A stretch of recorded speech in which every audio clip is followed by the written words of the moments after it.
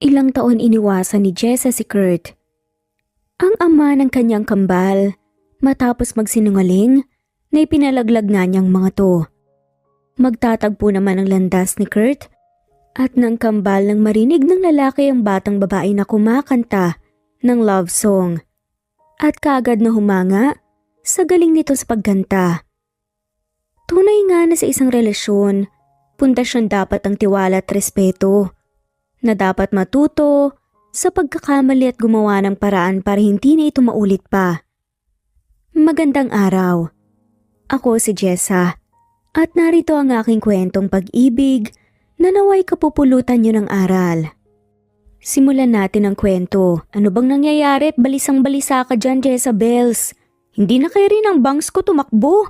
Wala naman tayo sa marathon eh. Naguguluhang pagsunod nga ni Gio kay Jessa. Huwag nang maraming tanong. Hindi pwedeng magkita sila ng kambal. What? Anong pinagsasasabi mo? Nakakaloka ka talaga. Hinihingal man, wala nang ibang nagawa pang bakla, kundi sumunod sa babae. Ano nga bang dahilan ng biglang pagkaripas ng takbo ni Jessa? Simple lang. Namataan niya lang naman ang isang napaka-familiar na kotse sa parking space ng mall. Hindi siya maaring magkamali. Ang sasakyan ni ito ay pagmamay-ari ni Kurt Roque, ang lalaking ilang taon na nga niyang iniiwasan. Kaya heto si Jessa at patakbong binabalikan ang kambal niyang naiwan sa pinsan niya. Bakit ngayon pa? Ang katanungan na hindi nga maalis-alis sa isipan ni Jessa habang kumakaripas ng takbo.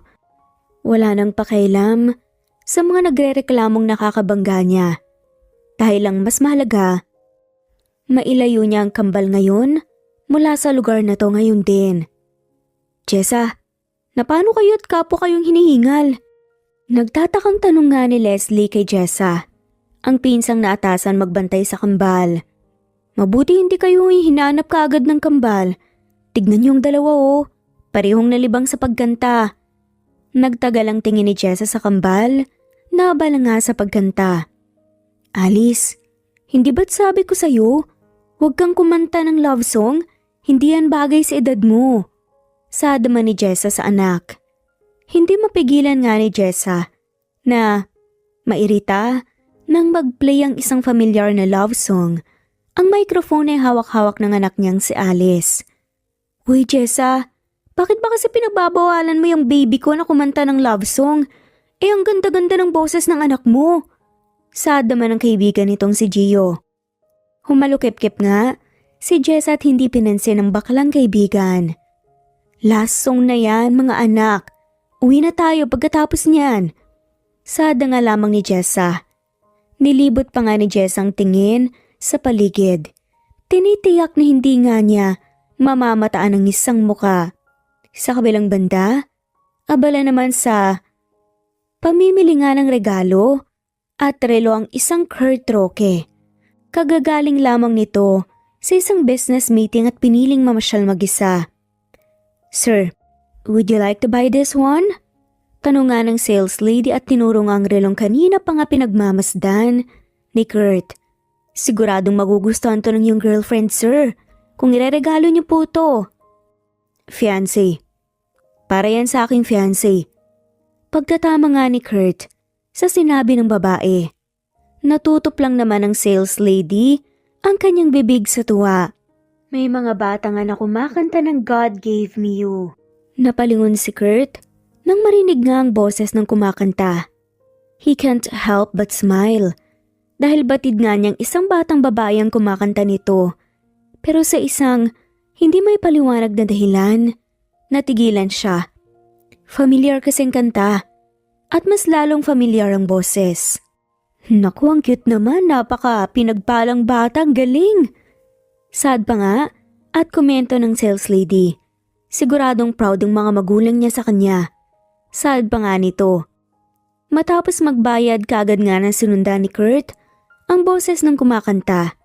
Natagpuan niya ang dalawang bata na sa tingin niya ay kambal na pinapalibutan ng maraming tao. Animoy, binuhusan ng malamig na tubig ang katawan ni Kurt nang mapansin ang kondisyon ng kambal. Bulag ang mga to at tanging pagngiti lamang ang nasusukli nga sa bawat papuri ng mga tao. Nagulat naman si Jessa nang mamataan ng isang figure sa may hindi kalayuan sa kanila. Nagtamang paningin nilang dalawa. It's Kurt, ang lalaking kinasusuklaman lang naman niya, ang ama ng kanyang kambal. Alice, Bruno, tigilan niyo na yan. Uuwi na tayo. Kinakabahan at aligagangan saad nito. Hinubad naman ni Jessa ang suot na jacket at pinasuot nga kay Bruno. Umaasa nga na hindi makikilala ni Kurt ang batang lalaki lalo pat manang-mana nga ito sa kanya. Pero mommy, gusto ko pa pong kumante. Pagmamaktol nga ng isa sa mga kambal na si Alice. Sa bahay na lang tayo mag-video, okay? Gio at Leslie, tara na. Pinagtitinginan na nga sila ng mga tao lalo na nung patakbo silang umalis. Kaagad din namang nagets ni na Gio at Leslie ang pagkabalisa ni Jessa dahil sila mismo na mataan din nila si Kurt. Huwag nang maraming tanong. Huwag niyo silang hayaang makalayo. Abangan niyo sila sa exit. Sigaw naman ni Kurt. Wala na nga ring hinintay na pagkakataon pa si Kurt, tinawagan niya ang kanyang sekretary at hinabol nga si Jessa at ang kambal. At hindi nagtagal, naabutan ni Kurt ang mga to. Masamang tinitigan nga ni Jessa si Kurt na pilit ring tinatago ang mukha ng kambal. Bakit ka nakaharang sa dinadaanan namin? Bukang bibig nga nito. Tumabi ka nga dyan. I won't. Maliban na lamang kung ipapakilala mo sa akin ng dalawang bata, Jessa. Seryosong sagot naman ni Kurt. Dama ng babae ang dobleng pagkabog ng kanyang dibdib.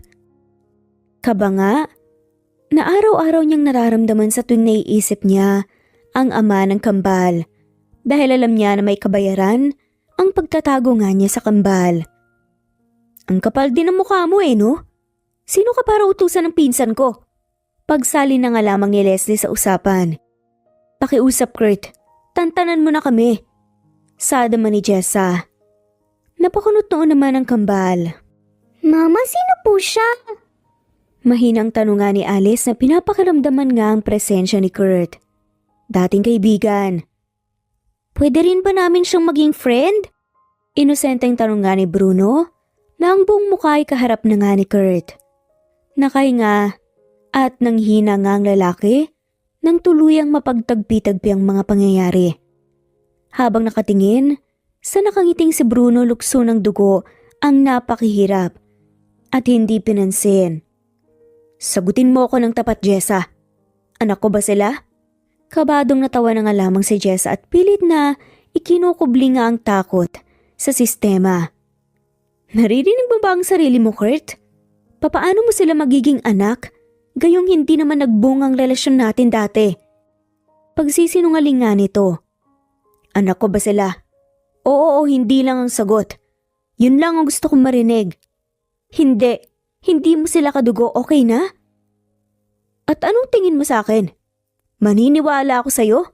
Gayong minsan mo na akong pinaniwala na pinalaglag mong anak natin. Talaga nga, na nagsasabi ako ng totoo, yun nga ang sagot ni Jessa. DNA test.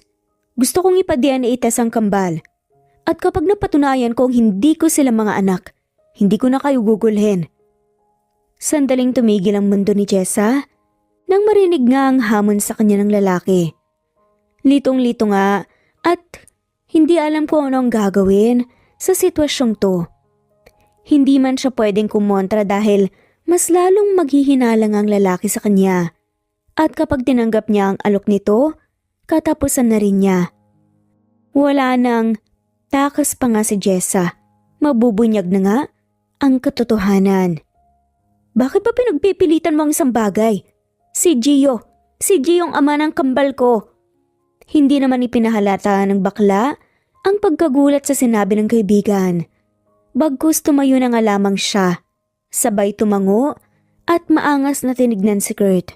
Bagay na hindi rin naman makapaniwala. See you tomorrow. Huwag ka nang mag-isip pa ng paraan para muling makalayo sa akin, Jessa. Dahil mas lalo ka lamang mahihirapan. Bukas mismo, Ipa-DNA test natin ang kambal. Hindi na nga nakaimik pa ang babae. Habang si Kurt, hindi maalis-alis ang tingin sa mga bata. Sir, nasa mansyon na po ang iyong wedding organizer. Naghihintay na. Si Miss Klein. Pagpapaalala nga ni Thomas, ang sekretary ni Kurt habang hindi rin maalis-alis ang tingin sa kambal dahil pansin din niyang kahawig ng mga to ang kanyang boss. Wedding organizer. Ang sabi nga ni Thomas, ang tumatak sa isipan ni Jessa at nagtulak nga sa kanyang balingan ang ring finger ni Kurt at napansin nga nito ang isang singsing. Engagement ring. Ikakasal ka na pala. Parang kailan lang nung pinangakuan mo ko ng kasal. Parang kailan lang nung sabay tayong nangarap ng magkasama. Ang mapait na pagbulungan ni Jessa sa sarili. Kapag na-elect ako na bilang CEO ng kumpanya, ay pakakasalin kita kaagad. Naalala nga ni Jess ang nangyari dati. Ito ang litanya ni Kurt na muling bumalik sa isipan ni Jessa. At nang magkasama, bubuo tayo ng isang malaking pamilya. Labag sa loob na tinalikuran nga ni Kurt ang kambal sapagkat kanina pa nga niya gustong yakapin ang mga to. Habang nasa biyahe nga, hindi niya maiwasang maluha. Nang maalala nga ang babaeng minsan nga niyang minahal ng lubos. Ang babae na nakilala at minahal niya kaagad nang marinig nga itong kumakanta sa isang karinderya. Ano bang ginagawa natin dito, Kurt? Hindi ba sa hotel ang tungo natin? Kumakain ka na ba ngayon sa isang karinderya? Tanong nga ni Joshua ang kababata nga ni Kurt. Inaalala nga nito ang nangyari sa nakaraan. Nagtago lamang ng ngiti si Kurt at sinuyod ng tingin ang paligid. Kaagad naman itong nahagip ang isang babae na kumakanta. Pumalakpak pa nga ang lahat nang kantahin nga nito ang chorus ng kanta. Ang lahat ay namangha sa malaanghel nitong boses. May binili lang ako malapit sa karinderya at gusto ko lang talagang marinig yung boses niya. Iyon ang litanya ni Kurt habang nakangiting nakatingin nga sa isang Jessa Perez. Isang kolehiyalan na kumakain kasama ang ilan niyang mga kaibigan. Huwag mong sabihin na type mo. Kung sa bagay, ganyan nga naman talaga ang mga tipo mo. Sexy at malaking kinabukasan. Pangasar pa nga ni Joshua. Pabirong sinuntok naman ni Kurt ang katabi. Naghanap ng pwesto kung saan malaya nga niyang mapagmamasdan ng babae. Bukod sa tipo nga niyang babae na humaling din ito dahil sa galing ng pagkanta nito. Anghel na boses at malaanghel na muka. Perpekto si Jessa sa paningin ng isang Kurt Roque. Salamat talaga sa pagtulong, Kurt. Kahit nakakayang humingi ng tulong sa'yo, kakapalan ko na talaga ang mukha ko. Nahihiyang sabi nga ni Jessa habang bitbit ang isang bag. Masisipagan ko pa. Pangako yan.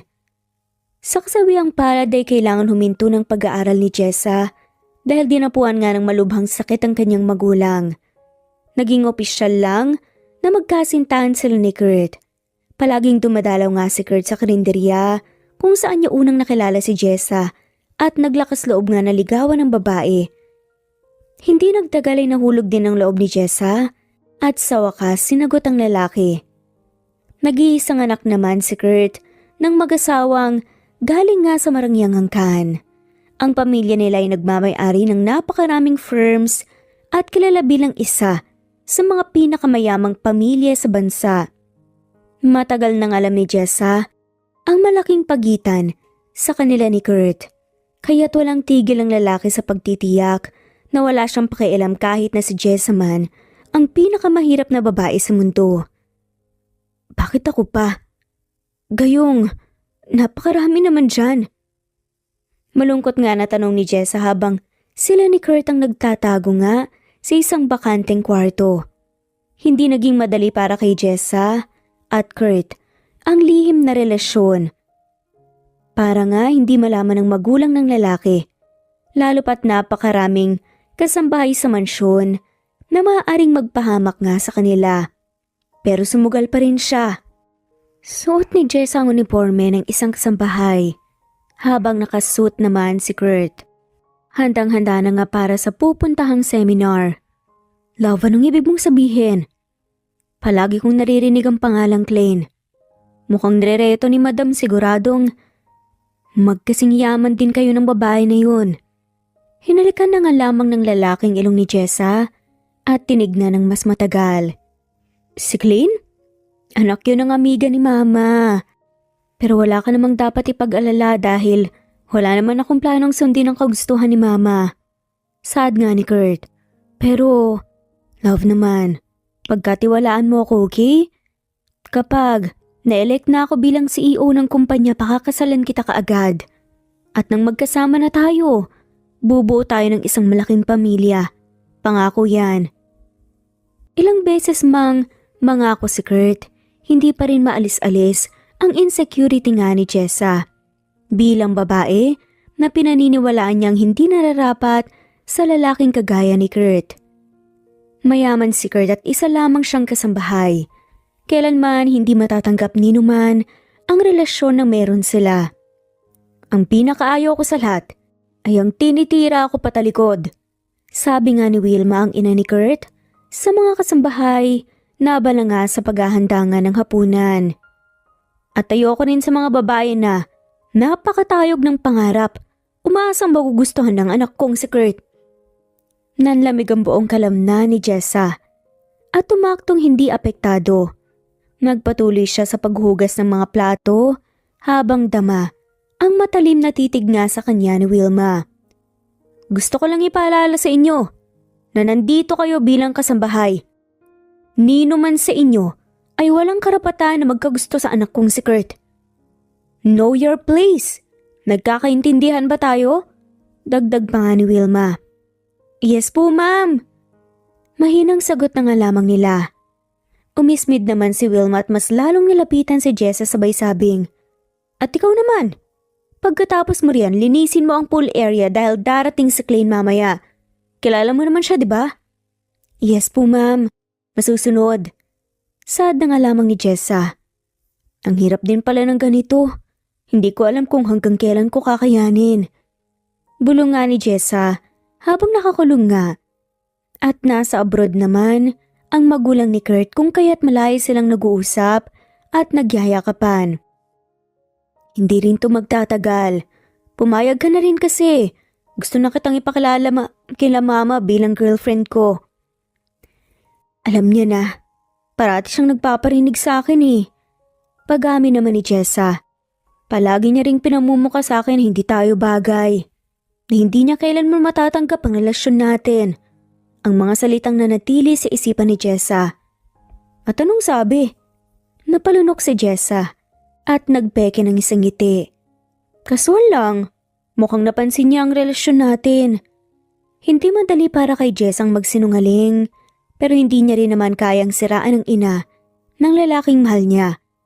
Hanggat kaya, titiisin muna ni Jess ang lahat. Buntis ka? Kailan di mo talagang babae ka?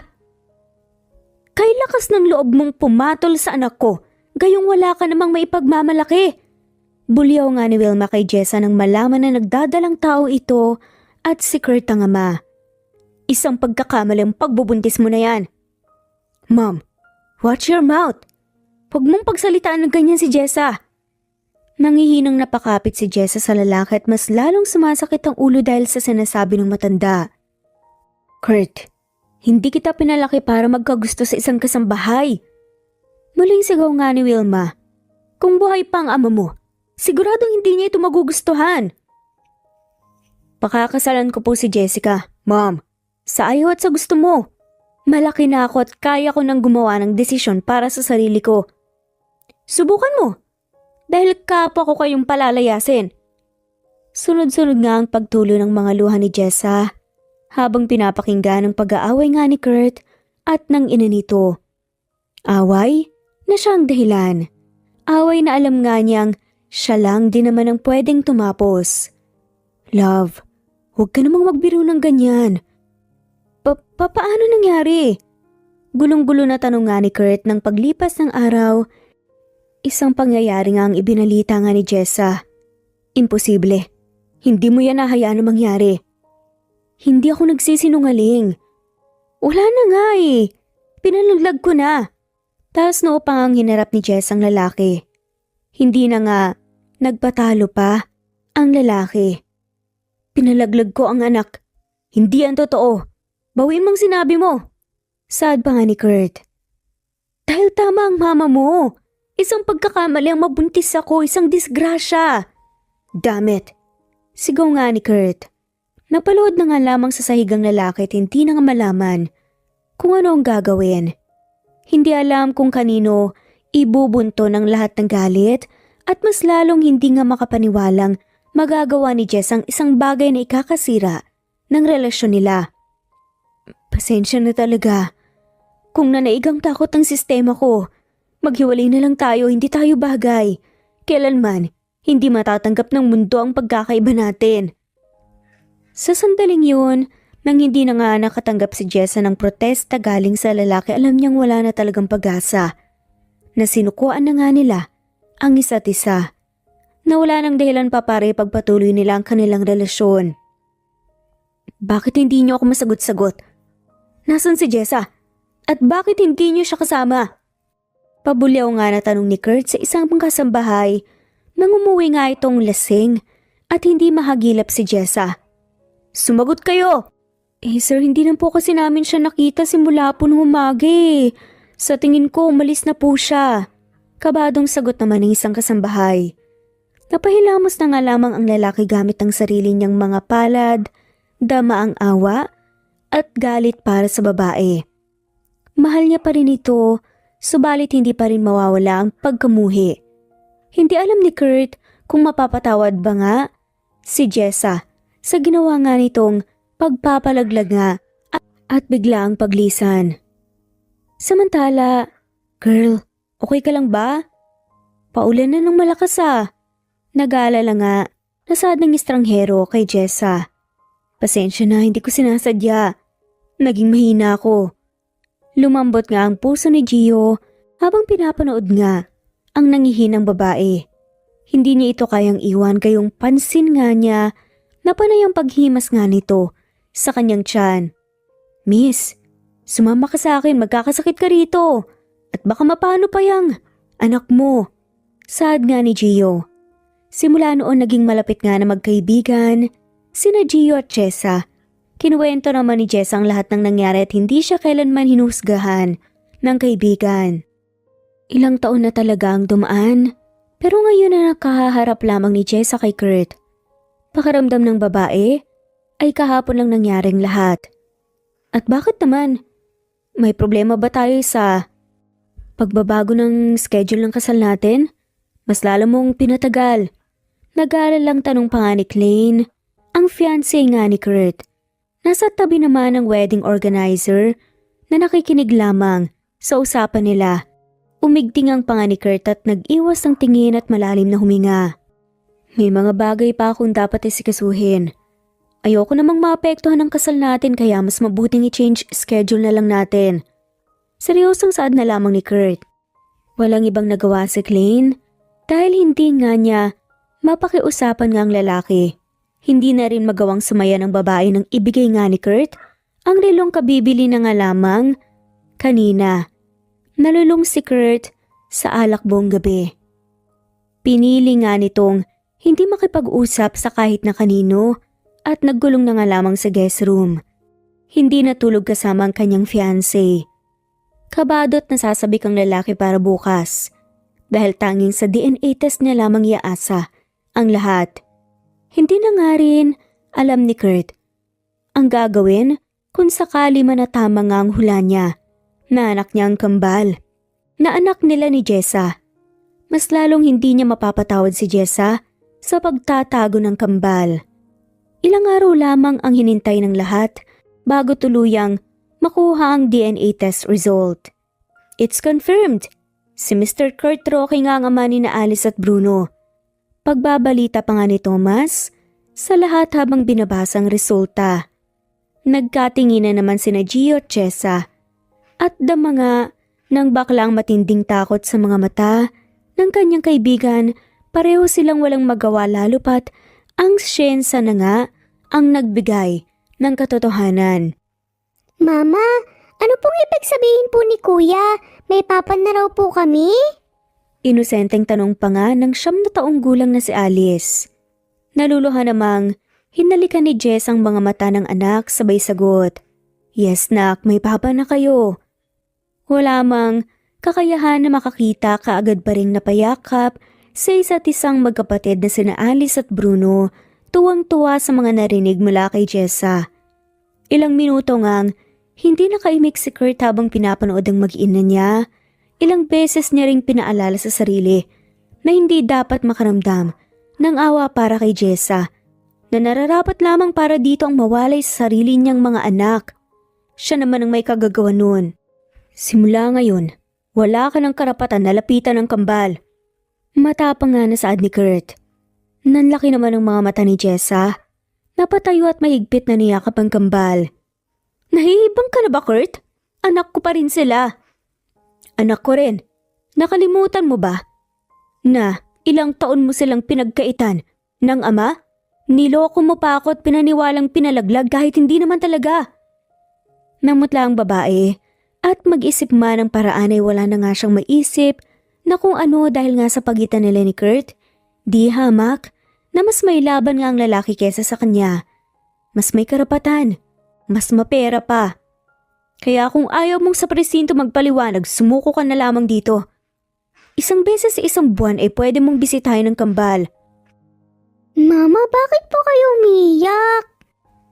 Nag-aalalang kinapa ng kambal ang mukha ng kanilang ina at pinunasan nga ang luhang ayaw magpaawat sa pagtulo. Nag-iwas ng tingin si Kurt at makahulog ang binalingan si Thomas. Walang imek na pumasok sa sariling kotse si Kurt at hinayaan si Thomas na ihiwalay nga ang kambal mula kay Jessa. Narinig ni Kurt ang lahat. Ang madamdaming usapan ni Jessa at ang kambal at ang malakas sa pagiyak nga ng dalawang bata. Ni minsan, hindi nga niya inakala na mangyayari to. Nangangamba na nga sa isang sulyap ng kambal baka masira lahat ng plano niya. Mama! Nasa labas si Mama, isama po natin siya! Malakas nga na pagtawag ng kambal na panay ang pukpok nga sa bintana ng sasakyan. Sa walang tigil na pagtangis ng mga to. Kabayan mo ang mga bata, Thomas. Hindi sila makakita, kaya tabihan mo sila parate. Ako nang magdadrive sa ngayon. Dahil nga mahirap pa para kay Kurt ang tabihan nga ang mga bata, mas lalo nga siyang nangihina sa pagtangis ng mga to. Masusunod po, sir. Sagot na nga lamang ni Thomas. Kurt naman, anak mo ang mga to. Bakit ngayon mo lang sinabi sa akin ang tungkol sa bagay na to? Gulantang nga na pagsigaw ni Klein nang ipaliwanag ni Kurt ang nangyari. Maging ang nangyari nga na DNA test. Hindi ko akalain na magagawa mo sa akin ang ganito. Not this time. Speaking of which, ito bang dahilan kaya nireschedule mo ang kasal natin? Sad nga ng fiancé ni Kurt. Mariin ngang napapikit si Kurt at muling ipinaliwanag kay Klein ang sitwasyon. Kahit hinang-hina na nga ang katawan niya sa napakaraming nangyari ngayong araw. Siguraduhin mo lang talaga na isang beses ang bibisitang babaeng yun dito. Dahil sinasabi ko sa'yo, ako talaga ang lalayo kapag hindi ka tumupad sa pangako mo. Pagbabanta pa nga ni Klein at padabog na umalis. Bumuntong hininga na nga lamang si Kurt at walang lakas na binalingan nga ang kambal na wala pa ring tigil sa pagtawag kay Jessa. Palingon-lingon ang mga to sa paligid na animoy, pinapakiramdaman ng buong lugar. Magkayakap pa nga ang mga to at hindi nagpapahawak sa kahit na sino. Masama kang tao! Inaga mo po kami mula kay Mama, ibalik niyo po kami kay Mama. Malulungkot po yun. Pagsusumbat pa nga ng isa sa mga kambal na si Bruno. Mga anak, I'm sorry, pasensya na kayo kung kailangan pa itong mangyari. Makakasama lang sa inyo kapag ganyan kayo. Tanging sagot na nga lamang ni Kurt. Sir, mabuti pa't magpahinga ka muna. Ako munang bahala sa kambal. Nag-aalala lang sabi naman ni Thomas. Nang makitang pagod na ang kanyang amo. Umiling-iling naman si Kurt. Ang mga matay namumula. Mas lalo nga itong lumapit sa kambal at lumuhod para mag-level nga ang mga mukha nilang tatlo. Pasensya na kayo kung wala ako sa tabi niyo habang lumalaki kayo. Sa mga panahon na kailangan niyo ng ama, wala ako. Sad pa nga nito. Mama, ibalik niyo si Mama sa amin. Miss na rin po namin si Mama. Awang-awa si Thomas sa kalagayan ng kanyang amo. Madalas nga niya itong makita na bose lalo na kapag sa oras ng trabaho kaya bagong-bago sa paningin niya ang makitang ganito kahina si Kurt. Nasa guest room na ang kambal, sir. Mahimbing nang natutulog. Pagbabalita nga ni Thomas kay Kurt na nakamasid lang sa ceiling. At base nga sa medical record ng kambal, ipinanganak nga ang mga to nang hindi na nakakakita. Maghanap ka ng pwedeng maging nani ng kambal. Kilatisin mo muna ng mabuti. Masusunod po, sir. At tuluyan na ngang nagpaalam si Thomas dahil alauna na nga din ng madaling araw.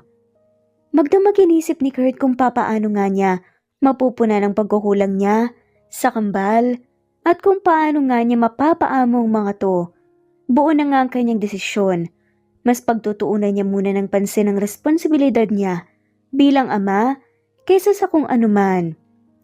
Late na ngang natulog pero maagang gumising si Kurt para maghanda nga ng breakfast para sa kambal. Sa ilang taong lumipas ngayon lang sumaya si Kurt ng ganito.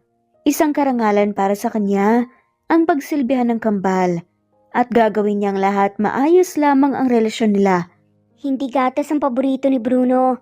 Orange juice pa ang favorite niya. Walang sigla nga na pag-amin ni Alice. Ganun ba? Dismayadong, nagkagatlabi nga si Kurt at ibinaba nga ang hawak na kutsara. Pero favorite ko ang milk. Ako na lang pong uubos ng milk ni Bruno. Dagdag ni Alice. Hindi iniwan ni Kurt ang kambal. Nakadikit lamang siya sa mga to, lalo pat wala pang nakikitang matinong nani ang kanyang sekretarya. Tuwang-tuwa naman ang kambal nang magalok nga si Kurt ng videoke. Dahil hindi niyo nababasa ang lyrics sa screen, sabihin niyo na lang sa akin ang mga paborito niyong kanta. God give me you po. Kagad na sagot nga ni Alice. Talagang favorite mo, no?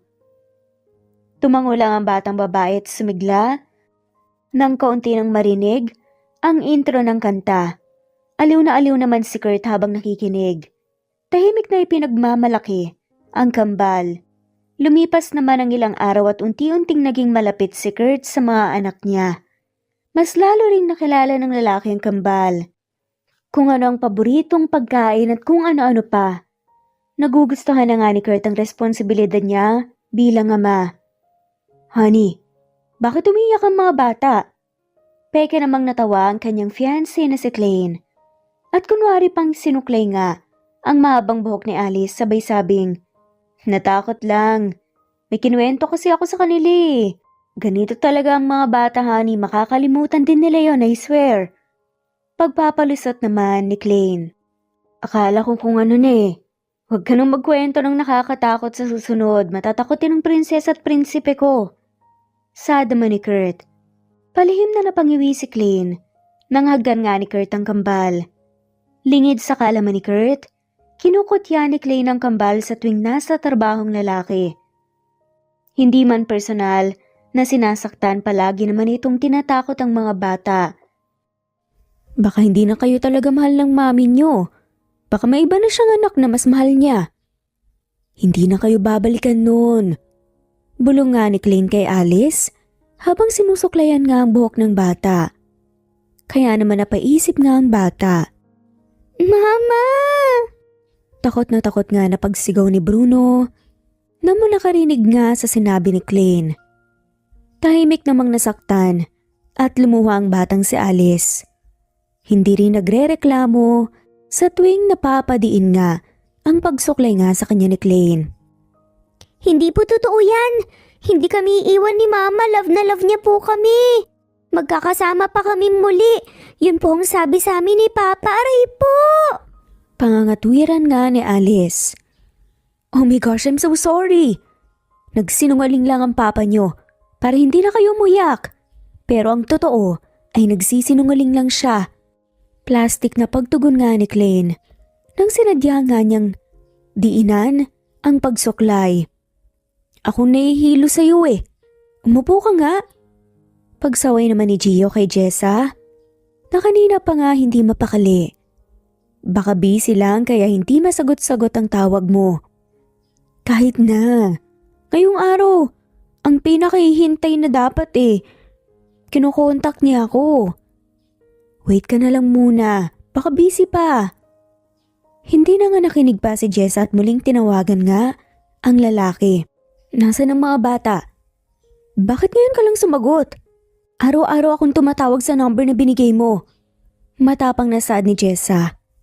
Hindi may paliwanag ni Kurt kung bakit napangiti siya nang marinig ang boses ni Jessa. Kagad niyang inayos ang sarili dahil hindi dapat siya naaaliw ng ganito. Dahil ngayong araw lang naman, sinabi ko sa'yo na pwede mo na akong kausapin. Hindi naman kita inutusan na araw-araw akong tawagan ah. Pinikit na nga lamang ni Jessa ang kanyang mga mata sa inis. Sagutin mo na lang ang tanong ko, Kurt. Ipasusundo kita sa aking sekretarya. Tandaan mo na bukas, aalis ka na ng mansyon. Alis, Bruno? Kagad na tawag nga ni Jessa sa kambal nang mamataan nga niya ang mga to sa sala. Kagad namang nilingon ng kambal ang pinanggalingan ng boses sa ngayon. Hindi mapigilan ni Jessa ang hindi maluha dahil ilang linggo nga rin niyang hindi nakapiling ang kambal at walang ibang nagawa si Jessa kundi nga magtiis. Anong nangyari? Namumula ang mukha mo, Alice? Nag-aalalang tanong nga ni Jessa. Alalang-alala nga si Jessa nang mapansin ang mga mata ng kambal. Tanging pag-iling na nga lamang ang naisagot ng mga to. Natatakot na sabihin ang totoo. Sumali naman sa eksena si Klein na kagagaling lamang sa kusina. Nakangiwi habang pinagmamasdan ng kambal at si Jessa na magyayakapan. Napansin naman ni Jessa ang presensya ni Klein at agad nga itong nakilala bilang fiancé ng lalaki. Wala na mga balak si Jessa na pansinin ng babae, lalo pat narito na lamang naman siya para sa kambal. Nakampante rin ng babae ng mapagalaman na kumpleto sa vitamins ang kambal. Bagay na hindi niya maibigay sa kambal noon dahil sapat lang ang kanyang kinikita para sa ibang pangangailangan ng mga ito. Hindi naman magtatagal ang babae na yun dito, di ba? Hindi ako komportable sa kanya.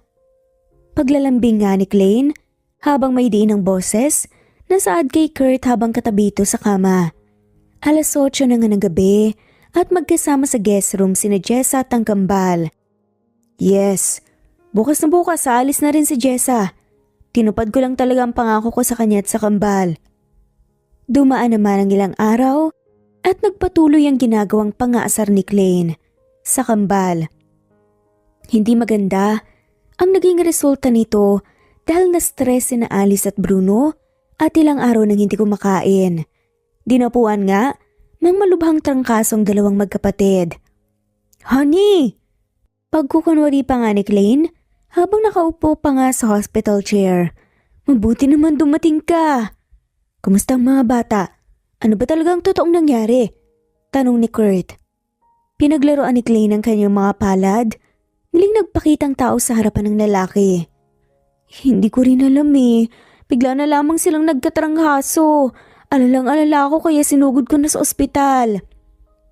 Matapos marinig ang paliwanag ng doktor, nakapagdesisyon nga si Kurt na ipaalam kay Jessa ang nangyari at hayaan itong mamalagi nga sa mansyon para sa ikabubuti ng kambal.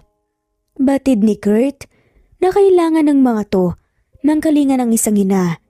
Sinasabi ko na nga ba't hindi dapat inaasa sa babae na yan ang kambal. Si Klein ang pinagbuntungan nga ni Jessa ng pagkadismaya nang magharap nga sila sa ospital. Dismayadong dismayado si Jessa sa nangyari. Lalo na't hindi naman nagkatrangkaso ang kambal ng ganito kalala sa puntong isusugod na ang mga to sa ospital. Jessa, calm down. Wala tayong pwedeng sisihin sa nangyari. Mas maging maingat na lang tayo simula ngayon. Aba dapat lang.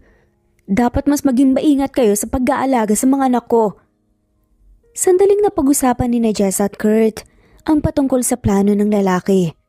Kagad mang tinanggap ng babae ang alok nitong tumira kasama ang kambal. Kahit nalaman nga niyang siya lang din ang mahihirapan sa ganung setup. Ikakasal na nga sina Klein at Kurt. Tiyak na malaking adjustment ang kailangan gawin ni Jessa. Totoo ba yan, Ma? Sasama ka na po sa amin? One big happy family na po tayo. Alice, narinig mo ba yun? Kasama na natin si Mama.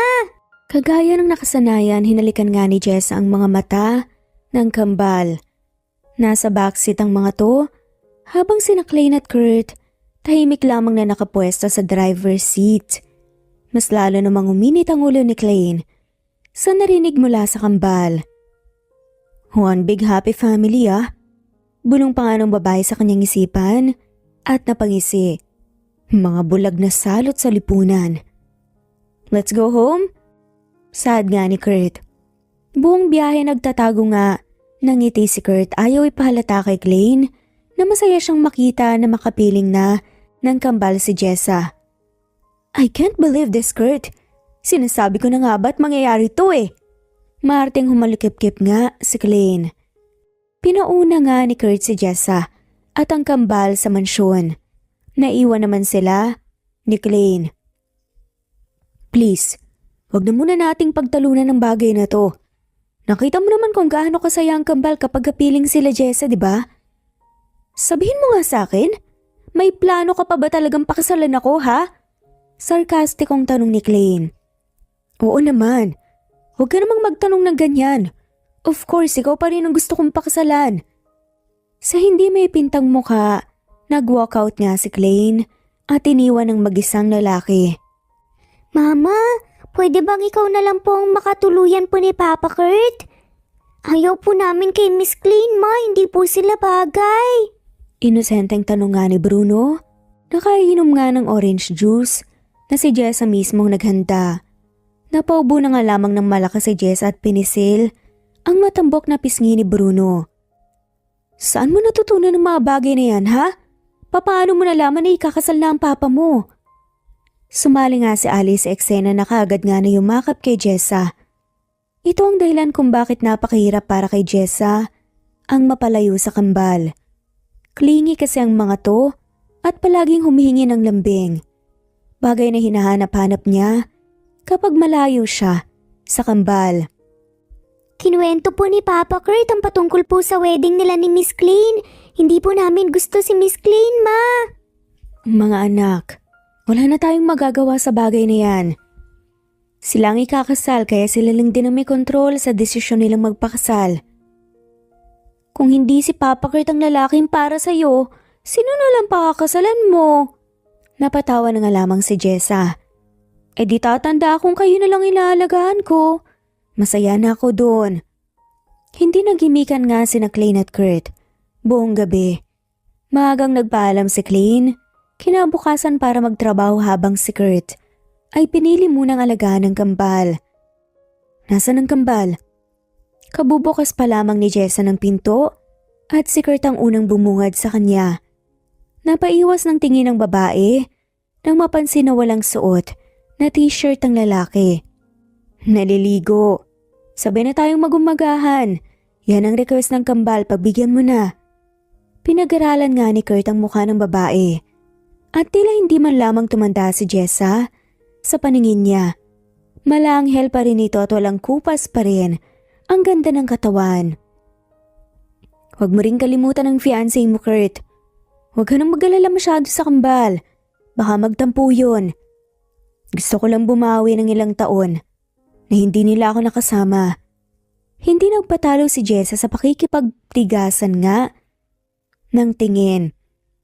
Sa loob ng mga taon na yun, sigurado naman ako na hindi naman naramdaman ng kambal na may kulang sa kanila. I am glad. Masaya ako't napalaki mo ng maayos ang kambal. Ang hindi ko lang maintindihan kung bakit kailangan mo pa silang itago sa akin. Napalunok si Jessa, sabay iwas nga ng tingin. Dahil nga sa katanungan nga ng lalaki na tila mahirap sagutin. Naiintindihan ko kung masama ang loob mo kay mama. Pero ang pagsisinungaling na pinalaglag mo ang anak natin, hindi ko maintindihan, Jessa. Kaya ipaintindi mo sa akin. Magsasalita na nga sana si Jessa nang biglang, Mama! Papa! sumali nga sa eksena sina Alice at Bruno nang marinig ang boses ni Jessa at Kurt. Dahilan para mapalingon si Jessa at Kurt at maputol nga ang kanilang pag-uusap. Dahan-dahan, baka madapa kayo. Hello, Prince, Princess, breakfast na tayo? Yay! Sabay na pagsigaw nga ng kambal. Inalalaya ni Jessa si Bruno habang kaagad namang kinarga ni Kurt si Alice. Papa, ang bango-bango mo po! Sabay amoy nga ni Alice sa leg ni Kurt. Kaka-shower ko lang din, mas mabango ata ang prinsesa namin ah. Napatingin naman ang lahat kay Bruno nang magpigil nga ito ng tawa. What's wrong, baby? Tanong nga ni Jessa. Mama, mukhang ikaw na lang po ang hindi pa nagsha-shower sa atin at hindi mabango. Natatawang sabi ni Bruno at tinakpan pa nga ang sariling muka. Malakas na tumawang lahat habang si Jessa ay naaasar nga nang mapansin na mas malakas pang humalakak si Kurt kaysa sa kambal. Sa huli natawa na nga lamang din si Jessa nang lambingin siya ng kambal. Ang sarap po sa food! Salamat po mama, papa! Paglalambing nga ni Alice habang sinusubuan nga ni Kurt. Si Jessa naman ang umaalalay kay Bruno.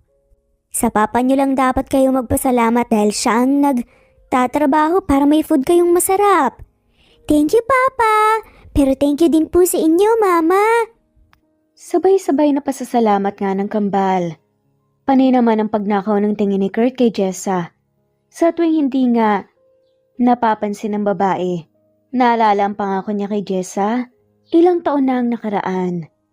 Ang pangako niyang kasal, ang pangako niyang isang malaking pamilya, ang lahat ng iyan ay muling bumalik sa isipan ni Kurt. Mga anak, hindi ba kayo nahihirapan sa pagligo gayong hindi naman kayo nakakita? Tinuruan po at nitrain po kami ni Mama noon. Pero kapag kailangan po namin ng help, tinatawag lang po namin si Mama at nandyan po siya kaagad. Magalang nasabi pa nga ng kambal. Nagkatinginan nga si Jessa at Kurt, ang babae naman ay nag-iwas ng tingin nang asarin nga sila ng kambal. Papa, parang kinikilig po si Mama. Ani pa nga ni Bruno. Bruno, ubusin mo na lamang ang pagkain mo, hindi ba't sinabi ko sa'yo? Ikakasal na si Mama kaya hindi mo siya pwedeng asarin sa ibang babae. Nahihiyang pagsaway nga ni Jessa sa anak. Makahulugan namang natawa na nga lamang ang kambal. Hilig ng kambal ang kumanta. Mag-video ka na lamang tayo. Sad na nga lamang ni Jessa. That's a good idea. Pinagmasdan nila ang pananabik ng kambal nang marinig ang usapan nilang dalawa. Nagmana ang kambal sa'yo. Hilig mo rin ang kumanta dati. Palagi rin kasi akong kumakanta habang nasa sinapupunan ko pa sila. Pagkukwento nga ni Jessa, napangiti si Kurt sa narinig. Palihim na nagnakaw ng tingin si Jessa kay Kurt habang tumutugtog nga ang isang love song habang kinakanta ni Alice. Bumaba ang tingin niya sa magamang magkahawak kamay. Napayakap naman si Jessa kay Bruno, nakatabi nga niya sa upuan. Ikaw naman Bruno! Ipinasa nga ni Alice ang mikropono kay Bruno at tinanggap naman ito ng batang lalaki. Ang hilig nila sa mga love song, no? Napatawa nga si Jessa at napatango.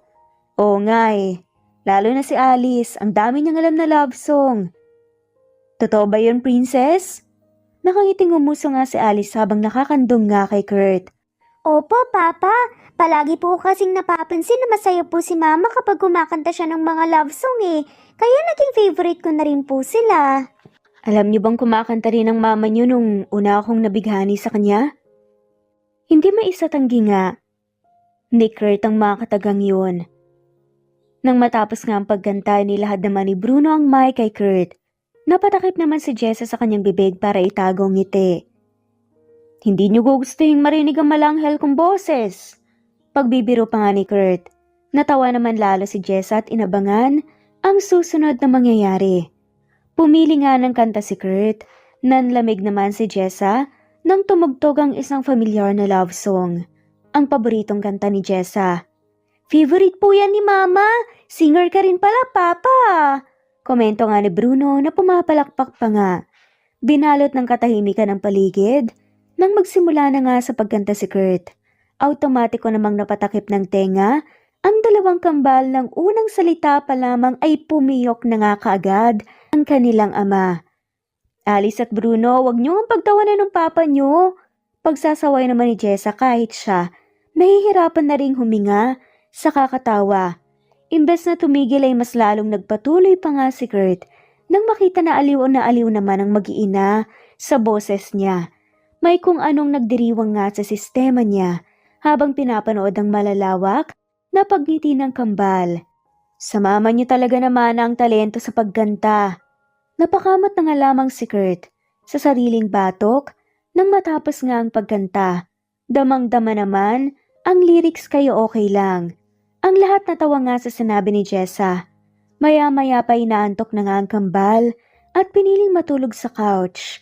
Habang tahimik na nagkakatinginan nga sina Jessa at Kurt, may isang kasambahayang kumukuha nga ng litrato na kagad nitong pinaalam kay Klein. Uminit ang ulo ni Klein habang tinitignan ng mga natanggap na litrato.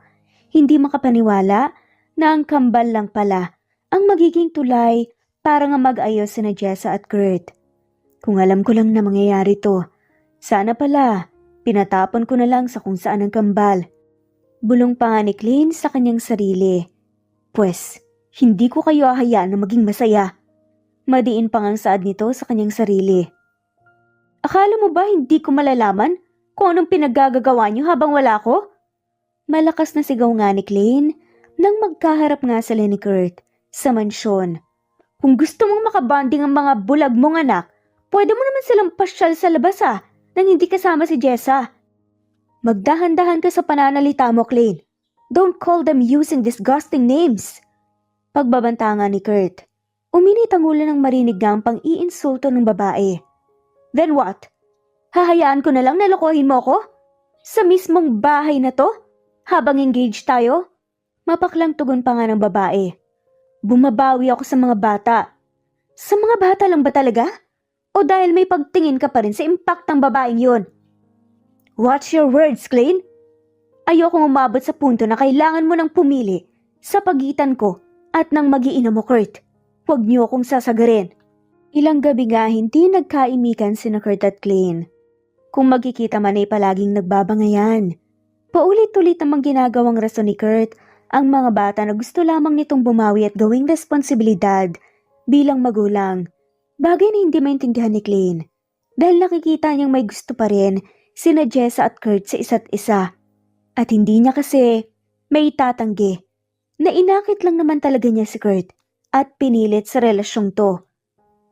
Nawala na nga lamang ng choice si Kurt. Kilala kita. Hindi ka umiinom kapag wala kang iniisip na problema. Pagbabasag naman ni Jessa sa katahimikan, nang mamataan nga si Kurt na umiinom ng alak sa kusina. Patungkol ba to kay Klein? Hindi pa rin ba kayo nagkakaayos? Hindi niya maintindihan ang sitwasyon. Sagot naman ni Kurt. Hindi natin siya masisisi. Ngayon niya lang din naman nalaman na may anak ka na sa iba eh. Ngayon ikakasal na kayo. Mahirap din mag-adjust. Sunod-sunod nga ang paglagok ng alak ni Kurt. Napaupo na nga lamang si Jessa sa tabi ng lalaki. Tila humiwalay naman ng kaluluwa ni Jessa sa sarili nitong katawan nang magdampinga ang mga labi nila ni Kurt. Ang planong itulak ng lalaki ay hindi nangyari nang imbes na lumayo ay mas lalo pang inilapit nga ni Jessa ang katawan at tumugon sa bawat haplos ni Kurt. Wala na nga silang pakialam pa kung may makakita man sa kanila. Kapwa silang tumugon sa tinitibok ng kanilang mga damdamin. Nagugulahan ako, Kurt. Bakit mo ginagawa to? Alam mo nga dyan si Klein. Napailing-iling si Kurt. Pinagdikit ang mga noo nila ni Jessa. Hindi ko siya mahal. Siya lang ang babae na kasama ko noong hibang na hibang talaga ako sa kakahanap sa'yo. Pinilit niya ako. And I had no one. Siya lang talaga. Kaya yun ang naging choice ko. Nababaliw ka na ba? Sa tingin mo ba laro ang kasal? na kahit sino pwede mong yayaing iharap sa altar? I know. Akala ko hindi na kita masisilayan pa muli. Pero nang makita kitang muli kasama ang kambal, damn it. Gusto ko na lamang iwan ang lahat at alagaan kayo. Napatayo nga si Jessa. Pinupunasan ang sariling mga luha. Hindi mo na to pwedeng gawin pa. Ikakasal ka na. Ikaw na mismo ang nagsabi nandyan na siya sa tabi mo. Noon pa, pinangakuan mo siya ng kasal. Huwag kang mag-alinlangan pa. Pakasalan mo si Klein dahil hindi naman mawawala ang kambal eh. Ilang beses na nga lamang napailing ang lalaki. Babae rin ako, Kurt. Hindi ko magagawang maging masaya kung alam ko na may nasasaktang iba nang dahil sa akin. So please, panindigan mo ang desisyon mo. Iniwan nga ni Jessa si Kurt nang mag-isa sa kusina. Hindi siya maaaring magtagal doon hanggat kaya ay pipiliin nga niya kung ano ang tama. That was so hot, Sen. Mabuti ka pa't gabi-gabi mo akong pinapaligaya. Malanding usal pa nga ni Klein sa iba palang lalaki nito. Na naging karelasyon niya, hindi pa man sila engaged ni Kurt. Walang kaalam-alam si Kurt patungkol dito. Wala na ring panahon pa si Kurt na magduda dahil parati nga itong abala sa trabaho. Talagang gusto nga ni Klein si Kurt. Hindi nga lang niya maiwan-iwan si Sen dahil ito lang ang nagpapa-active sa kanyang sex life. Iwan mo na kasi ang Kurt na yun. At ako na lang piliin mo. Ikaw na rin ang nagsabi na mahal pa rin naman ng lalaki yung dating nobya niya, diba? Tugon pa nga ni Sen. Hanggat hindi niya tayo nauhuli, hindi ako susuko. Gagawin ko ang lahat para matuloy ang kasal. Lalo pat kasama ko sa last will ni Madam Wilma. May mga properties na mapapasakin kapag kami ni Kurt ang magkatuluyan. Matapang pa nga na saad ni Klein. Sa kabilang banda, ay nag-isip naman ng plano ang kambal kung papaano mapapalapit sina Kurt at Jessa sa isa't isa. Valentine's Day ngayon, kaya gusto nga nilang gawing espesyal ang araw na to para sa mga magulang nila. Mama, gusto ko pong mamasyal kasama dapat po kayo ni Papa. Pag-aalok naman ni Alice kay Jessa habang sabay silang apat na kumakain ng breakfast. Anak, hindi porket Valentine's Day ngayon ay pwede nang hindi magtrabaho ang papa niyo. Pero Mama, minsan lang naman po ang Valentine's Day, di ba po? Sabay pagnguso pa nga ni Bruno. Akma po protesta nga si Jessa nang magsalita si Kurt. Hindi muna ako papasok ngayon. Tama si Alice. Minsan lang naman ang Valentine's Day. O mga tangkilan ni Jessa sabay baling nga sa lalaki. Pwede mo namang tanggihan ng mga bata, Kurt. Pumabawi lang ako ilang Valentine's Day nang wala ako sa tabi nila. Bago tumungo nga sa isang destinasyon, nagpa-consult muna ang kambal para sa regular nitong check-up. Hindi man mapera, ay tinitiyak ni Jessa na may maayos nga na clinical record ang kambal. Pasensya ka na, hindi man lang ako nakatulong kahit pinansyal man lang. Kasalanan ko naman eh. Pinili kong itago ang totoo sa'yo. Kung alam mong may kambal ka, sigurado akong hindi mo kami pababayaan. Si Jessa ang umalalay kay Bruno, habang karga-karga naman ni Kurt si Alice. Narito sila ngayon sa paboritong e-park na madalas bisitahin nga ni Kurt noon sa tuwing nangungulila nga siya sa presensya ni Jessa. Hindi man makita ang ganda ng lugar, ay dama naman ng kambal ang saya dahil namamasyal sila ngayon bilang isang buong pamilya. Ang sarap naman ng hangin dito, Papa. Pero bakit tayo lang po nandito? Komento nga ni Alice, mas nilalanghap pa ang preskong hangin. Niren ko ang buong lugar para malaya tayong makapamasyal at para na rin walang distorbo. Pero hindi mo naman kailangan gawin yan. Gagastos ka lang ng malaki. Don't worry about it. Magre-reklamo man ang bibig, nagdiriwang naman ang puso ni Jessa. Umuwing punong-puno ng magagandang memorya ang kambal. Lalo pat, pansin nila ang madalas na pag-uusap nga nila Jessa at Kurt kanina. Para sa mga bata ay nagtagumpay sila sa kanilang plano. Napawi naman ang ngiti ni Jessa nang sumalubong sa kanila si Klein. Jessa, Ikaw ang bahala sa kambal. Susunod lang ako. Nang makalis nga si Jessa at ang kambal ay unang binasag ni Clay ng katahimikan. Happy Valentine's Day, honey. Grabe. Mas pinili mo talaga sila kaysa sa akin na fiancé mo? Please. Nagaya ang mga bata. Mga bata na naman? Ano bang meron sa mga bulag mong anak? Na yun nawala sa akin, ha? I said don't call them like that. Sigaw nga ni Kurt. Wala na akong ibang pagpipilian, Kurt. Gusto kong pumili ka sa pagitan ko at ng mga anak mo. Ang mga bulag ba na yun? O ako na fiancé mo? Nablangko nga ang buong isip ni Kurt. Gustong ipagsigawan na ang kambal. Ang pinipili niya subalit ayaw niya namang saktan. Ang kagaya ni Klein na nakasama niya noong panahon na hindi pa nga niya kilala ang kambal. Hindi ka makapagdesisyon, di ba? Mahirap, hindi ba? Kung hindi mo lang kasi pinapakita na mas mahalaga ang mga yun kesa sa akin, hindi sana itong mangyayari. Pero hindi eh. Mas binibigyan mo ng oras ang mga salot na yun. Kinabukasan kinailangan magpaalam ni Jessa dahil na disgrasya ang kaibigan niyang si Gio. Ipinagkatiwala niyang kambal kay Klein na kusang nag-volunteer na alagaan nga sina Alice at Bruno. Nagtagal ang tingin ni Jessa kay Klein. Aksidenteng narinig ni Jessa ang alitan ni Kurt at Klein kagabi. Kaya narinig din ni Jessa ang lahat ng pangungutya ng babae sa anak niya. Pero wala na nga siyang ibang pagpipilian pa, kundi asa nga kay Klein at sa ibang kasambahayang kambal. Girl naman, san ka ba lumalandi at kanito ang sinapit mo? Napapikit na nga lamang sa sakit si Gio habang hindi magalaw ang buong katawan. Girl, hindi ko naman nakalain na may jowa na pala yung kadate ko. Kaya yun, at hinabol ako. At saka nga pala, nasan ang mga junakis mo? Hindi pa't magkasama na kayo sa isang bubong ngayon? Sad nga ni Gio sa kaibigan. Kasama nila ngayon si Klein, ang fiancé ni Kurt. Nang mabalitaan ko ang nangyari sa'yo, wala akong ibang. Ano ka ba? Bakit mo naman pinagkatiwalang kambal sa babaeng yun? Papaano tayo makakatiyak na wala siyang sama ng loob sa kambal? Ekseherada nga na tanong pa ni Gio. Tila binuhusan naman ng malamig na tubig si Jessa. Bumisita ka na lang dito kasama ang kambal. Hindi naman masyadong malala ang sinapit ko eh. Buhay pa naman ako. Pero, patay ka kapag may nangyaring masama sa kambal. Pinagpawisan nga si Jessa. Habang inuutosan nga ang driver na magmadali, talagang hindi niya mapapatawad ng sarili kung may mangyari mang masama sa kambal. Anong ginawa niyo sa kambal? Buliyaw nga ni Jessa sa mga kasambahay nang makita ang sitwasyon ng kambal. Nasa sofa nga ang mga to at umiiyak.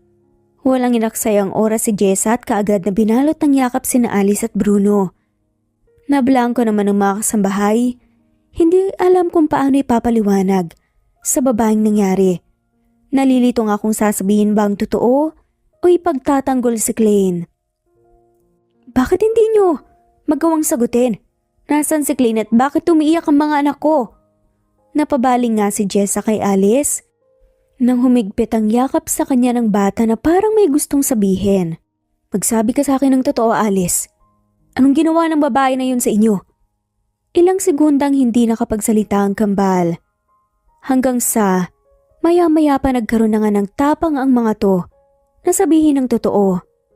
Mama, sumasakit po ang ulo ko kapag sinusuklayan niya ako noon. Parati niya po akong sinasabunutan kapag po nagtatanong ako patungkol po sa inyo. Dahan-dahan at maingat na nagsumbong nga ni Alice kay Jessa. Tinapunan naman si Jessa ng masamang tingin ng mga kasambahay habang pinapatahan nga ang kambal. Ano pa, Alice? Sabihin niyo lahat kay Mama. Parati niya po kaming tinutokso po na hindi raw po kami love ni God dahil bulag kami. Naiiwan din daw po kami ni Papa dahil hindi kami makakita. Pagsusumbong pa nga ni Bruno na binabalot ang luhat sipon nga ang muka. Balisang balasa si Jessa at hindi nga makapaghintay na masampal si Klein dahil nga sa ginawa ng babae sa kambal. Hindi niya akalain na magagawa nitong saktan ang kambal at pagbantaan. Nasasaktan nga si Jessa kapag nagsumbong ang mga bata. Makaharap ko lang talagang babae na yun ay talagang makakatikim yun sa akin. At kayo naman, wala man lamang kayong ginawa? Alam niyo namang hindi matutuwa si Kurt kapag nalaman niyang patungkol sa bagay na to, di ba? Sinubukan kumalma nga ni Jessa at baka masabihan nga niya ng kung ano-anong mga kasambahay. Ayaw niyang idamay ang mga to sa issue lalo pat baka binantaan na nga din ang mga ito ni Clay na wag ngang magsumbong. Sumapit ang alas 4 ng hapon nang mapansin ni Jess ang presensya ni na Kurt at Clay sa sala. Napatingin siya sa kambal na mahimbing na natutulog sa kanyang tabi. Pagod ako, Clay. Huwag mo nang dagdagan pa. Pero pagdating ng mga bata, hindi ka pagod? Pero sa akin, pagod na pagod. Parang kidlat na lumapit nga si Jessa kay Clay at sinampal nga itong malakas sa mismong harap ng lalaki. Napatayo nga si Kurt nagulat at nagugulhan sa nangyayari. How dare you? Saad naman ni Clay. Pero sagot na matapang ni Jessa. Huling hiya ka? Ang kapal ng mukha mong sakta ng mga walang kalaban-laban? Kung may galit ka sa akin, edi sana ako na lang ang hinamon mo. Napatayo na nga rin si Kurt at lumapit sa dalawang babae. Jessa, what do you mean? Namutla naman si Clay nang may mapagtanto. Automatiko pa nga itong napayakap sa lalaki para humingi ng tulong. Honey, huwag kang maniwala sa sasabihin ng babaeng yan. Gagawin niyang lahat para maghiwalay tayo at para kayong dalawang magkatuluyan. Halakak nga ni Jessa ang bumalot sa paligid. Kaunti na lang at masasabunutan na nga niya talaga si Clay. Pakitang tao ka rin talaga, Clay, no? Bakit? Natatakot ka bang malaman ni Kurt ang totoo? Na sinasaktan mo ang kambal kapag nagkaroon ka ng pagkakataon? Kinukutya, pinagbabantaan at pisikal na sinasaktan? Agresibo. Naitulak nga ni Kurt si Clay at gulanta nga itong binalingan. Totoo ba? Mas paniniwalaan mo pa ang babaeng yan kesa sa akin? Bakas pa rin sa boses ni Clay ng matinding takot. Siguradong kakutsaba niya ang kambal para paghiwalayin tayo. Bakit hindi mo na lang kausapin ang kambal, Kurt? Anak mo sila, kaya alam mo rin kung kailan sila mang nagsasabi ng totoo. Muling tinuro-turo nga ni Jessa si Clay. At ikaw naman, kulang pang sampal na yan sa lahat ng ginawa mo sa kambal. Pasalamat ka at may natitira pa akong kaunting respeto sa'yo. Shut up, bitch. You know what? Simula nung dumating ka sa buhay namin, bigla na lamang gumulong lahat. You even ruined our wedding. Eksaheradang tugon nga ni Clay. Naluluha nga sa inis. How dare you para sisihin ako? Sa bagay na hindi ko naman ginawa. Ganyan ka na ba talaga kadesperada? Gagamitin ang anak para agawin ng lalaki na ikakasal na sa iba? Hindi nagpatinag si Jessa. Taas noo pa rin niyang hinarap ang lalaki. Kung noon ay pumayag akong mawalay ang kambal sa akin, pues ngayon hindi na. Ilalaban ko ang karapatan ko bilang ina ng mga bata. Hindi ko hahayaan na muli silang masaktan ng impaktang to. Malalim na buntong hininga nga ang ginawa ni Jessa at nagipon ng lakas ng loob. Pumili ka, Kurt. Ang kambal o ang halimaw na babaeng yan? Ha? At talagang sayo pa talaga yung nanggaling? Sarkastiko nga na pumalakpak si Clay. Ano bang karapatan mo? Inignore nga ni Jess ang babae at tanging si Kurt lamang ang bumaling. Hindi kita pipilitin na piliin ang kambal. At hindi ko rin hahayaan na masaktan sila ni Numan. Sa oras na piliin mo ang babaeng yan, kami na mismo ng kambal ang lalayo. Nangihinang napaluhod nga si Jessa nang makabalik siya sa guest room. Kung gaano siya katapang, sa harap ni na Kurt at Clay, kanina ay siya namang pagkawala ng lakas. Nito ngayon. Tama nga naman si Clay. Ano bang karapatan ko? Bakit pa ako magtatanong gayong malabong pipiliin kami ni Kurt? Buong gabing miserable nga si Jessa.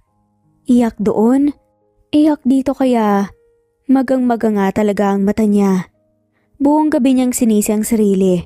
Buong gabi niyang napagtanto na gusto niya pa rin si Kurt, na mahal niya pa rin ito. Nandidiri siya sa sarili dahil alam niyang nandito nga siya. Sa mansyon na to hindi lang dahil sa kambal, nandito siya dahil umaasa pa rin siya ng kaunti. Umaasang pipiliin siya ni Kurt sa huli. Mama, bakit po kayo umiiyak? Nag-aalalang tanong nga ni Alice at kinapa si Jessa. Pasensya na kayo anak. Hindi sana tayo mapupunta sa sitwasyon na to kung naging matapang lang ako at ipinaglaban kong pagmamahala namin ng papa mo. Mama! Malungkot lang ang komento nga ni Bruno. Bulag man ay kagad natagpuan ni Jessa at niyakap ito. Kung hindi ko lang hinayaan na manaigang takot sa sistema ko. Kung pinaglaban ko lang ang karapatan ko sa lola niyo. Kung nagpakatotoo lang sana ako. Sa papa niyo. Naguguluhan man sa narinig, tanging pagyakap lang kay Jess ang naisip na solusyon ng kambal. Sumapit ang gabi at kaswal na naglalakad si Jessa nang mapansin si Clayne at Kurt sa balkonahe. Ang hindi niya napaghandaan ay ang pagtagpo nga ng mga mata nila ni Clayne. At sa isang iglap, magkalapat na nga ang labi nila Kurt at Clayne. Kagad tumalikod si Jessa at nangihinang bumalik sa kwarto. Ano ba, Clayne? Hindi pa ba malinaw sa iyong lahat? Iritadong tanong nga ng lalaki. Matapos itulak ang babae. At ano naman kung nakita tayo ng ex mo na naghahalikan? Hindi ba kakasalaman na rin naman tayo? Shut up. Hindi na matutuloy ang kasal. I'm breaking up with you. So mas pinipili mo talaga sila kaysa sa akin? Oo. Kaya kung may dapat mga umalis sa mansyon na to, ikaw yun. Sa kabilang banda kagad namang nag-empake si Jessa at binihisan na nga ang kambal. Mama, alis na po ba tayo? Iiwan po ba natin si Papa dito? Malungkot na tanong ni Alice. Mama, pwede pang isama natin si Papa? Sunod naman na tanong ni Bruno. Sandaling tumigil sa pagtutupi ng damit si Jessa para magpaliwanag sa kambal. Tayo na ang kusang Alice.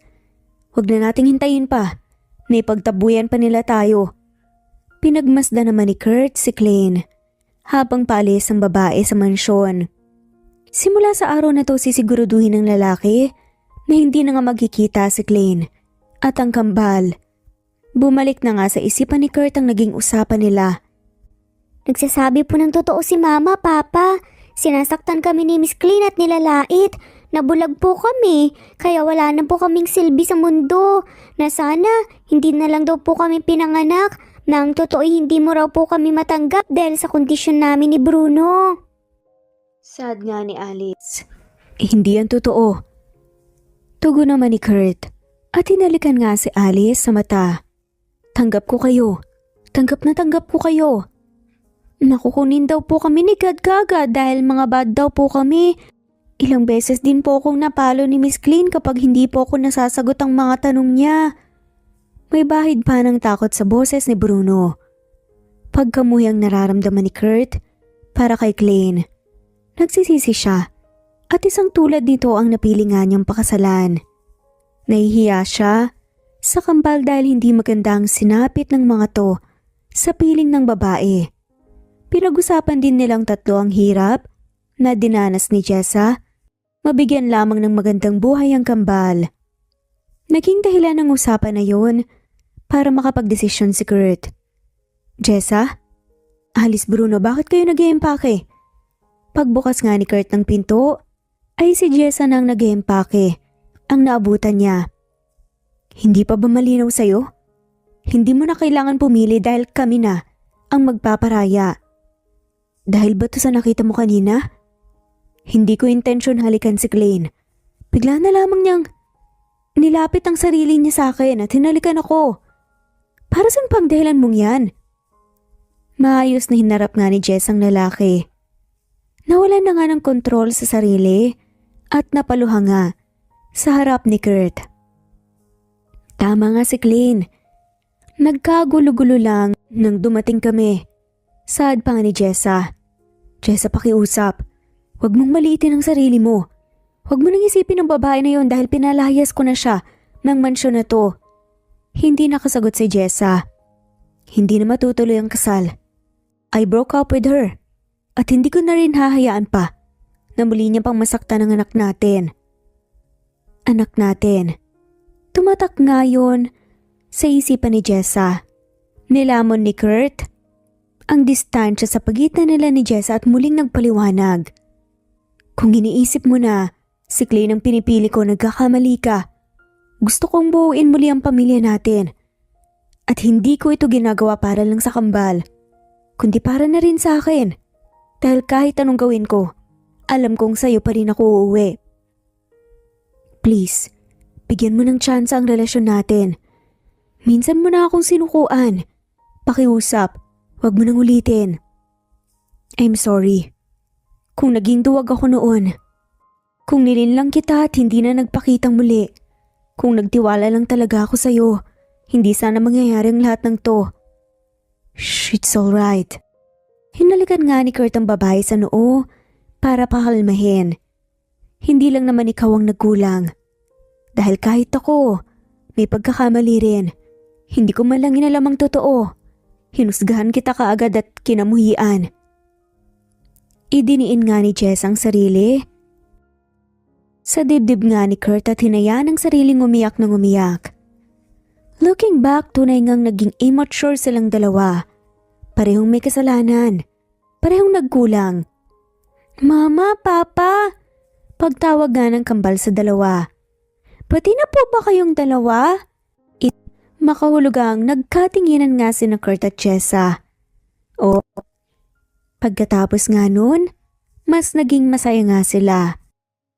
Makalipas ang ilang buwan, nag-propose na nga rin si Kurt kay Jessa at buong puso naman itong tinanggap ng babae. Ikinasal nga sila. At syempre tuwang-tuwa ang kanilang mga anak. Bumuo sila ng one big happy family at wala na nga rin ng gulo pa sa kanila ulit. Tunay nga na sa isang relasyon, pundasyon dapat ang tiwala at respeto, na dapat matuto sa pagkakamali at gumawa ng paraan para hindi na ito maulit pa, na dapat ipaglaban ang mga bagay na alam natin ay tama, dahil sa bandang huli, mas mahirap kalabanin ang sariling pagsisisi. Kaya piliin palagi ang magmahal.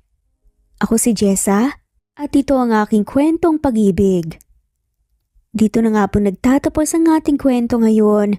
Maraming salamat po sa lahat ng mawalang sawang sumusubaybay at shout out po sa mga sumusunod.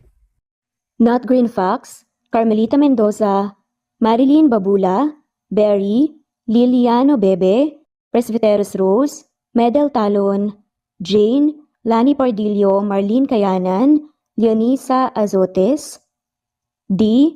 Marie Ramos, Araceli, Lilio Saria, Miras Channel, Raquel Epe, Gina Tutor, Jane, Hartley, Sunshine Sotalbo, Maricel Cabigon, Merlin Baroza, Gina Marayo, Merlin Rodel Obejero, Hans, Cecilia Comoda, Tahan Vlog, Merlin, Kuya Atok, Maria Merly Brogada, Marilu Cabantac, Filipina, Eileen, Mercedita San Jose, Lovina Galang, Lilian, Teresita de Jesus, Monina Aviles, Yula Pedrona, Romana Gorospe, Rosemary Vasquez, Marly Lazaraga, Leonisa Azotes, Jocelyn Tancinco, Estelita Mahia, Ding Lege, Marisa de los Reyes Arroyo, Leia Paul Vinar, Steve the Music, Rain, Presbyteros Rose, Ostonalito, Alexa Ani, Matea Estrera, Agustina, Onaba Cogin, Jessica Vargas, Celine, Merlilin, Baroza, Annie Hoson, Elimana Lili, Mercy Villantes, Eli Evangelista Anderson, Eli Bitasolo of Italy, Ann Mariano, Fredelisa de Guzman, Carmencita Falcon, Merlin Bravo, Cecilia Ramos, Evangeline Zamora, Edralina Gatchoan, Marites Nitura, Agustina Niceto, Marian, Ann Aliflor, Lily Roda Barcial, Alma Ebdao, Minda Tandok, Flores, Melinda Sano, Thelma Mora, Juliet Panlilio, Edna, Elvie, Delia, Fenavares, Sally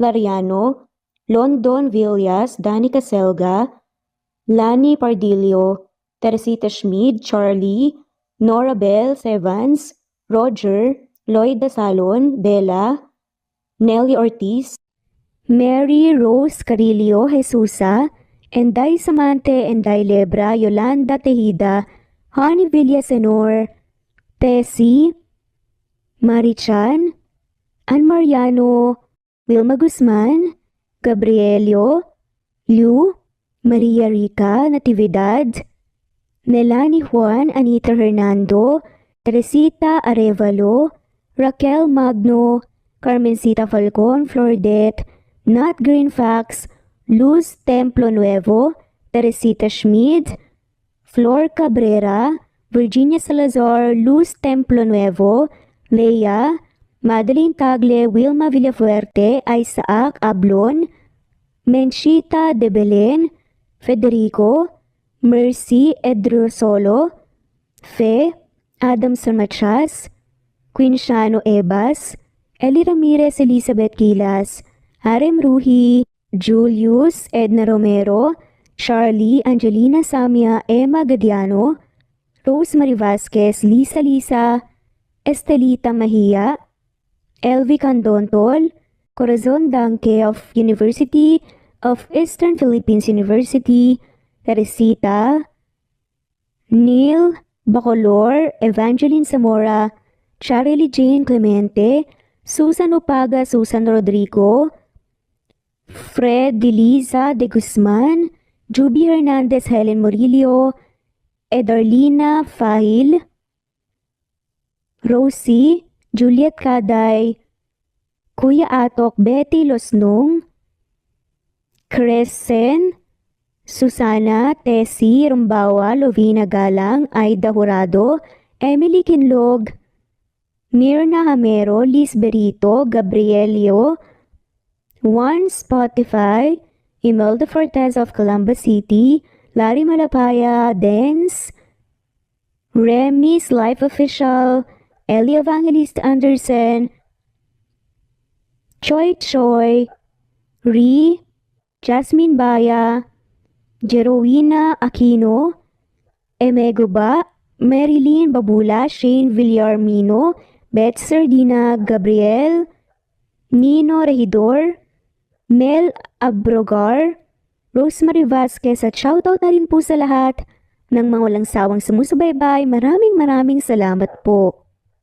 Veronica Briseño, Violeta Murillo, Teresita, Teresa Bulie, Christine Flores, Nesbeth Anaban, Flor Salvalion, Kuwait, Raquel Labay, Kuya Atok, Lani Pardillo, Eva Violeta, Presbyteres Rose, Amy Regalado, Teresita, Res Cavilla Havana, Precious, Lilian Nobebe, Eli Evangelista Anderson, Marziel Arcilias, Rosemary Palaganas, Rose Martinito, Ding Lege, Alexa Gomez, Jomira Bueno, Amy Fenovares, Irma Emma, Lali Emralino, Tortillas Gaming, Matea Estrera, Annalie Flor, Rosemary Tinito, Rosemary Palaganas, Excelsis Tagala, Emily Kinlog, Rosemary, MM, Penning Escal, Neri Cabangon, Lucia Baldo, Rosemary Vasquez,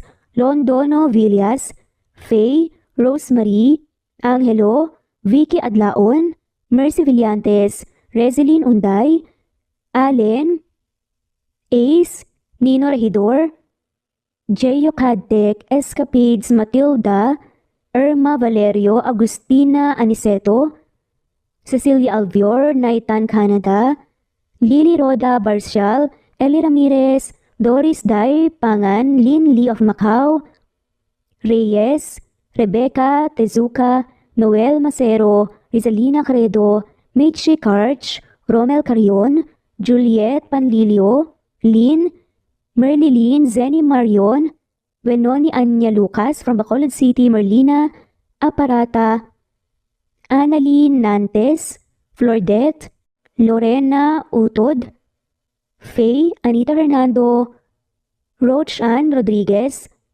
at shoutout na rin po sa lahat ng mga walang sawang sumusubaybay. Maraming salamat po.